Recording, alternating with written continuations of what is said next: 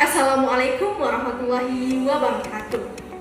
Perkenalkan, nama saya adalah Cynthia Dewi Putri, kelas 1A dari Prodi Pendidikan Fisika dengan NIM 2405110482.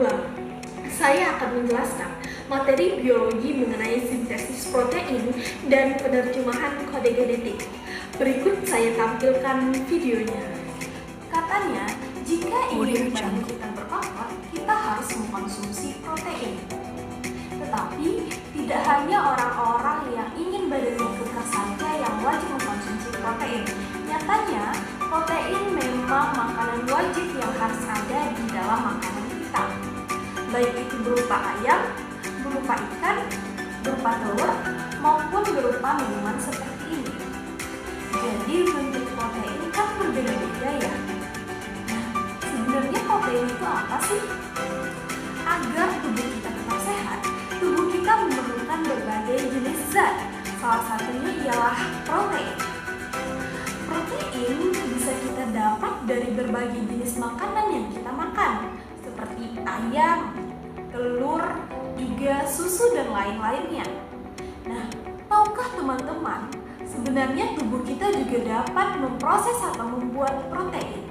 Nah, proses ini kita sebut dengan sintesis protein, di mana sintesis artinya ialah membuat dan yang dibuatnya adalah protein. Nah, teman-teman, di dalam proses sintesis protein ini harus melewati dua tahapan. Tahapan pertama ialah transkripsi dan tahapan kedua ialah translasi, di mana transkripsi ini ialah mengubah DNA menjadi RNA dan pada tahapan translasi itu mengubah RNA menjadi protein. Ini kita bahas satu-satu bagaimana proses transkripsi, bagaimana proses translasi. Satu rantai DNA itu mengandung urutan basa nitrogen. Basa nitrogen ini dapat kita bayangkan sebagai sebuah pesan ya. Pesan yang akan kita kirimkan ke ribosom agar ribosom dapat membuat perintah, di mana perintahnya itu berisi tentang pembuatan suatu jenis protein ya. Misalnya di sini nih, kita punya basa nitrogen itu ATT-SGA. Nah, kalau misalnya dalam bahasa DNA-nya tuh kita bayangkan seperti, "Hey, ribosom, tolong dong bikinkan aku jenis protein A." Nah, seperti itu. Cuman sekarang masalahnya, ribosom itu dia hanya mengerti bahasa RNA, sedangkan yang kita punya adalah serantaian DNA. Oleh karena itu, untuk kita mendapatkan serantaian RNA, kita harus melewati suatu proses yang dinamakan dengan transkripsi. Kalau kita punya serantai DNA yang basa nitrogennya enggak berpasangan seperti ini, itu bisa menjadi wadah untuk membuat serantai RNA baru. Nah, kata transkripsi atau transcribe dalam bahasa Indonesianya ialah menulis ulang dalam format yang berbeda. Dan itulah yang terjadi pada proses transkripsi ini. Pesan yang ada pada DNA kita akan ditulis ulang dalam bahasa RNA. Nah, kalau pada DNA, basa nitrogennya itu kan adalah timin, guanin, sitosin, dan adenin. Nah, kalau pada RNA, timinnya akan diganti menjadi urasil.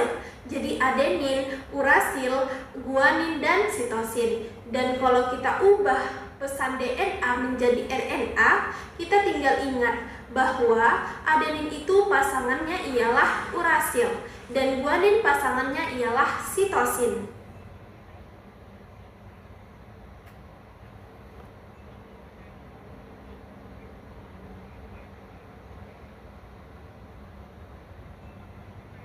Jadi, di sini setiap adenin akan menjadi urasil dan setiap guanin akan menjadi sitosin.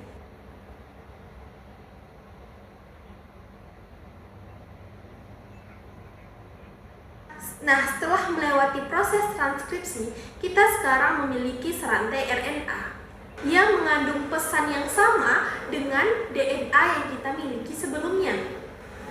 Cuman sekarang dalam bahasa RNA. Nah, tugas RNA sekarang ialah mengirim pesan kita ke ribosom supaya kita bisa memulai namanya proses translasi. Sebelum kita masuk ke dalam proses translasi, tadi kan kita menyebutkan bahwa tugas RNA ini ialah mengirim pesan ya. Pesan dalam bahasa Inggrisnya itu kan ialah message, sedangkan pengirim pesan itu kan disebut messenger. Nah, berarti RNA ini kita sebut sebagai messenger RNA atau mRNA karena fungsi dia adalah sebagai messenger RNA atau pengirim pesan dari DNA ke ribosom. Nah, sekarang kita mulai ke tahap translasi yang terjadi pada ribosom. Satu struktur seperti ini yang tersusun atas satu basa nitrogen dan satu helix itu disebut sebagai satu nukleotida. 3 nukleotida kita sebut sebagai satu kodon. Nah, di sini kita mempunyai 3 kodon, di mana setiap kodonnya itu berbeda-beda basa nitrogennya. Misalkan kodon pertama itu basa nitrogennya adalah UAA. Kodon kedua itu SUG dan kodon ketiga itu GSU. Berarti basa nitrogennya bisa bermacam-macam ya, satu dalam satu kodon itu. Seperti yang sudah kita bahas, bahwa setiap 3 basa nitrogen dalam satu kodon itu merupakan sebuah pesan atau perintah untuk memanggil asam amino tertentu. Misalnya, UAA bisa saja untuk memanggil asam amino 1. SUG bisa saja untuk memanggil asam amino 2. Dan GSU bisa saja untuk memanggil asam amino 3. Asam amino ini mereka tuh tidak sembarangan saja menempel di kodon mRNA kita. Mereka itu sebenarnya diantar oleh perantara yang kita sebut sebagai tRNA. Jadi, bisa dibayangkan bahwa setiap asam amino ini akan menempel ke tRNA. Kalau misal asam amino itu dipanggil oleh kodon mRNA kita, tRNA akan membawa asam amino tersebut dan menempel pada mRNA yang memanggilnya. Misalkan kodon pertama UAA berarti kodon pertama di tRNA-nya adalah AUU. Kodon kedua SUG berarti di tRNA-nya adalah GAS. Kalau kodon ketiga GSU, maka kodon pada tRNA-nya adalah SGA. Jadi, sesuai dengan aturan basa nitrogen pada RNA. Nah, kalian kan kalau misalnya nonton film superhero itu seperti Marvel atau DC gitu kan kebalikan hero ialah anti-hero. Ya enggak? Bener kan? Nah, 3 basa nitrogen pada mRNA itu kita sebut sebagai kodon. Berarti pasangannya yang ada di tRNA kita sebut sebagai antikodon. Nah, setelah kita melalui proses translasi, sekarang kita sudah punya nih satu rantai asam amino. Satu rantai asam amino adalah satu polipeptida atau protein. Nah, sekarang kita sudah punya protein yang dapat dimanfaatkan oleh tubuh kita semua. Nah, pada dasarnya protein-protein yang dihasilkan dalam proses translasi ini itu berupa sebuah kode seperti A, U, C, dan G. Nah, itu dapat kita terjemahkan. Dalam hal ini dapat kita sebut sebagai penerjemahan kode genetik.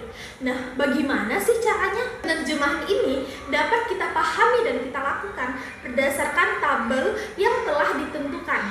Dalam penerjemahan kode genetik, ada yang perlu kita ingat, bahwa di setiap kode itu ada yang namanya kita sebut sebagai start codon, di mana itu kodenya ialah UUU, AGU, dan AUG. Dan selanjutnya ada juga codon stop, yaitu UAG. Nah, bisa kita lihat pada tabel bahwa sebelah kiri baris ke bawah itu disebut sebagai basa pertama, Dan yang di atas disebut sebagai basa kedua, dan yang sebelah kanan ke bawah kita sebut sebagai basa ketiga. Nah, misalkan kita punya serantai mRNA, di mana basa nitrogennya itu ialah AUG, AGU, UUU, dan UAG. Di mana dapat kita terjemahkan? Kita lihat sebelumnya pada basa pertama itu ada A. Nah, ini selanjutnya kita lihat pada bahasa kedua ada U, dan kita lihat pada bahasa ketiga ada G. Dapat kita lihat bahwa AUG merupakan codon start di mana namanya yaitu metionin.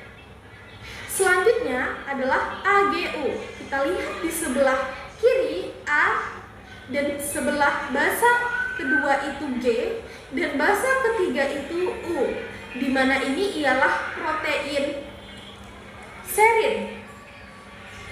Dan yang ketiga itu ada UUU. Kita lihat di sebelah kiri, basa pertama itu U, basa kedua itu U, dan basa ketiga itu U.